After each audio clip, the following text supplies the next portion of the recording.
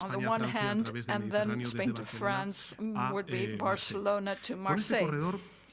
As a result of this corridor, we reiterate a double commitment which I would like to highlight here in Alicante. First of all, we're boosting our energy security, the strategic autonomy of the European Union at a time when it is essential for us, the Europeans, to show solidarity amongst one another, to reduce reliance on energy from sources that are currently using it as a leveraging element to reduce our support for the Ukraine. Secondly, as President Macron said, this is really important.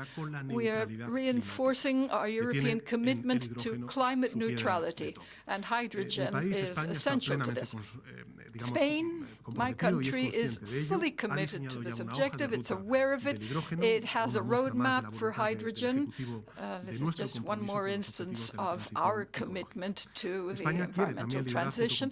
And we want to spearhead the energy transition together with Portugal and France.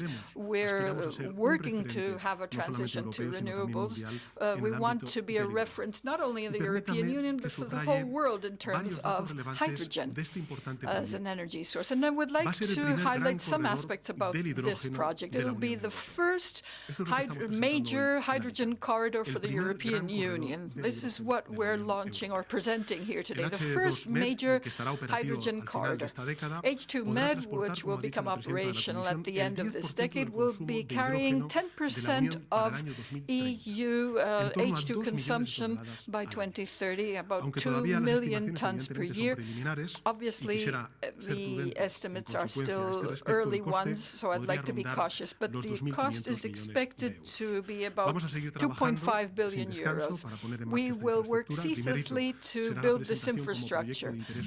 First, we will present it, submit it as a project of common interest by December 15th. Our three countries will be working together, and when that happens, we will have access to European funding for up to 50% of the total cost, as President von der Leyen pointed out. It's important to meet the schedule so that we will have a vital infrastructure for all of Europe, not only vital for these three countries, and so that it will be operational, completed and operational by 2030. So I would like to thank the President of the European Commission, dear Ursula, for attending this meeting and for welcoming us here at the agency. It shows the commitment of the European Commission to this European project that is so essential to diversification and to the energy supply of every country in the Union. It is crucial. It is also quite symbolic that we're meeting here at the European Union Intellectual Property Office, which symbolizes the European spirit behind this project. I'd also like to highlight the participation, empathy, commitment, solidarity, and will to achieve an agreement of President Macron and Prime Minister Costa.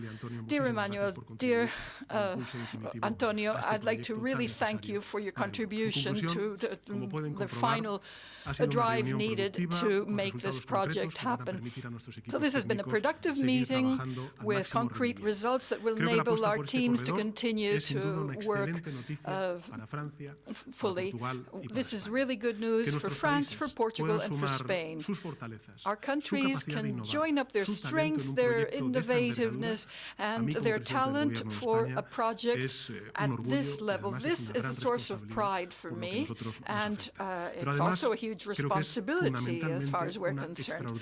But in addition to that, it is great news for Europe as a whole, because this major energy corridor will provide greater security and greater strategic autonomy to Europe as a whole. So thank you very much, all three of you. Thanks to the media, and thanks to EUIPO and Alicante for welcoming this important summit.